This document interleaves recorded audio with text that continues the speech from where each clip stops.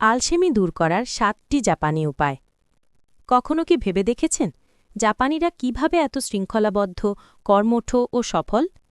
তাদের কর্মসংস্কৃতি দেখলে মনে হয় অলসতা বলে কোনো শব্দ তাদের অভিধানে নেই, কিংবা আলসেমি দূর করার কোনো বিশেষ কৌশল তাদের জানা। আসলে জাপানিদের জীবনযাপনে এমন কিছু সহজ সরল পদ্ধতি আছে যা দৈনন্দিন অলসতা দূর করে কাজে মন বসাতে সাহায্য করে। জেনে নিন এমন ৭টি জাপানি উপায় যা বদলে দিতে পারে আপনার জীবনও। ১. ইকিগাই, বেঁচে থাকার কারণ। জাপানিরা ইকিগাইকে মূলত জীবনের উদ্দেশ্য খুঁজে বের করার মূল উপায় হিসেবে দেখেন। তারা বিশ্বাস করেন সকালে ঘুম থেকে ওঠার জন্য যদি কোনো নির্দিষ্ট লক্ষ্য বা কারণ না থাকে তাহলে সহজে ঘুম ভাঙতে চায় না। আর জীবনের সব কাজের ক্ষেত্রেও একই নিয়ম খাটে। ইকিগাই সেই চালিকা শক্তি যা আপনাকে প্রতিদিন সকালে ঘুম থেকে ওঠায় এবং অলসতা কাটিয়ে উঠতে জন্য ভেতর থেকে প্রেরণা হিসেবে কাজ করে। জাপানিরা এই ৪টি প্রশ্নের উত্তর খোঁজার মধ্যেই নিজেদের জীবনের আসল ইকিগাই খুঁজে পান। এমন কিছু করা যা আপনাকে আনন্দ দেয়। আপনার এমন দক্ষতা যা আপনি জন্মগতভাবে পেয়েছেন বা চর্চার মাধ্যমে অর্জন করেছেন তা মনোযোগ সহকারে করুন। এমন কাজ করুন যা সমাজের জন্য দরকারি। এমন কাজ করুন যার জন্য পারিশ্রমিক পাবেন। জাপানে পাতার খসখস শব্দ কিংবা পাখির ডাকের মতো ছোট ছোট বিষয়ও গভীরভাবে উপভোগ করা হয়। ২. কাইজেন, প্রতি মুহূর্তে নিজের উন্নতি করা। কাইজেন মানে প্রতিদিন একটু একটু করে নিজেকে আরও উন্নত করা। রাতারাতি বিশাল কিছু বদলে ফেলার চেষ্টা না করে বরং দিনের পর দিন ছোট ছোট পদক্ষেপের মাধ্যমে নিজেকে চমৎকার মানুষ হিসেবে গড়ে তোলার প্রচেষ্টা চালিয়ে যাওয়া। প্রতিদিন কেবল সামান্য কিছু পরিবর্তন ও ছোট ছোট লক্ষ্য পূরণের মাধ্যমেই আপনিও অলসতা দূর করে সফল হতে পারেন। ৩. পোমোডোরো টেকনিক, সময়ের সঠিক ব্যবহার। পোমোডোরো টেকনিকের উৎপত্তি জাপানে নয়, তবে জাপানিরা এটা অনুসরণ করেন গভীর বিশ্বাসের সঙ্গে। অলসতা দূর করে কাজে পুরোপুরি মন বসাতে সাহায্য করে পোমোডোরো টেকনিক। এর জন্য আপনাকে ২৫ মিনিটের জন্য একটি নির্দিষ্ট কাজে পুরোপুরি মনোযোগ দিতে হবে, হোক সেটা বই পড়া কিংবা অন্য কাজ। প্রতি ২৫ মিনিট মনোযোগ দিয়ে কাজ করার পর আপনি বিরতি নিয়ে আবার কাজে ফিরতে পারেন। এই পদ্ধতিতে কাজ করলে মনোযোগ বাড়ে, কাজের চাপে ক্লান্তি কম লাগে এবং কাজ ফেলে রাখা বা দীর্ঘসূত্রতা সহজেই কমে যায়।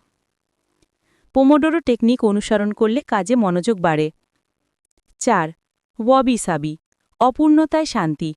ওয়াবি-সাবি মূলত অসম্পূর্ণতা বা অপূর্ণতাকে পুরোপুরি গ্রহণ করার একটি চমৎকার দর্শন। ধারণাটি শেখায় যা কিছু অসম্পূর্ণ বা খুঁতযুক্ত তার মধ্যেও একটি বিশেষ সৌন্দর্য আছে। কোনো কাজ ফেলে রাখা বা দীর্ঘসূত্রতার কারণে তৈরি হওয়া মানসিক উদ্বেগ কমতে করে ওয়াবি-সাবি। কাজের ফলাফল কী হবে তা নিয়ে বেশি না ভেবে কাজ করে যেতে হবে, আর অপূর্ণতাকে জীবনেরই একটি অংশ বলে মেনে নিতে হবে। এই দর্শন আপনাকে অসম্পূর্ণতার মধ্যেও শান্তি খুঁজে নিতে শেখায়।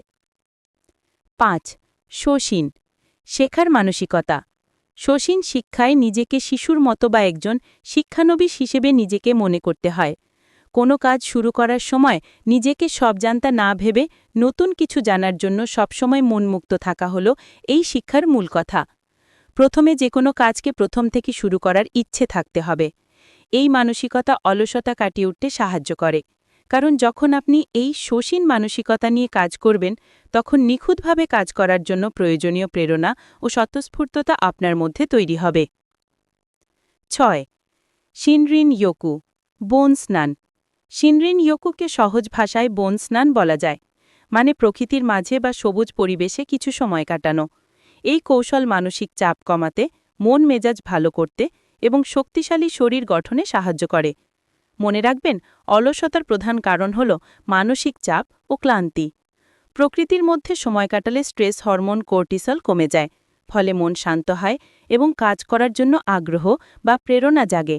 তাই প্রকৃতির মধ্যে সময় কাটানোর ফলে আপনি আপনার যে কোনো কাজে আরও বেশি মনোযোগ দিয়ে করতে পারবেন। ৭. হারা হাচিবু, পেট ভরে না খাওয়া। দীর্ঘদিন সুস্থ শরীরে বেঁচে থাকার জন্য আমরা কঠিন কঠিন সব ডায়েট মেনে চলি, কিন্তু জাপানিরা মেনে চলে হারা হাচিবু নামে খুব সহজ এক নিয়ম। হারা হাচিবু জাপানের কনফিউশীয় শিক্ষা থেকে আসা একটি অভ্যাস, যার মূল কথা পরিমিত বা অল্প খাওয়া। অর্থাৎ পেট কেবল ৮০% ভর্তি হওয়া পর্যন্ত খাওয়া এবং বাকি ২০% ফাঁকা রাখা। বেশি খেলে বেশিরভাগ মানুষের ক্ষেত্রে অলসতা বা ঘুম ঘুম ভাব দেখা যায়, কারণ অতিরিক্ত খাবার খেলে তা হজম করতে শরীরকে অনেক শক্তি খরচ করতে হয়, ফলে শরীর ক্লান্ত হয়ে পড়ে। হারাহাচিবু নিয়ম মেনে চললে অতিরিক্ত না খেয়ে কেবল শরীরের প্রয়োজনীয় খাবার খাওয়া হয়, তাই সারাদিন শক্তির মাত্রা স্থিতিশীল থাকে এবং কাজে ক্লান্তি আসে না। এতে অলসতা কমে যায়। সূত্র: দ্য হেলথ সাইট।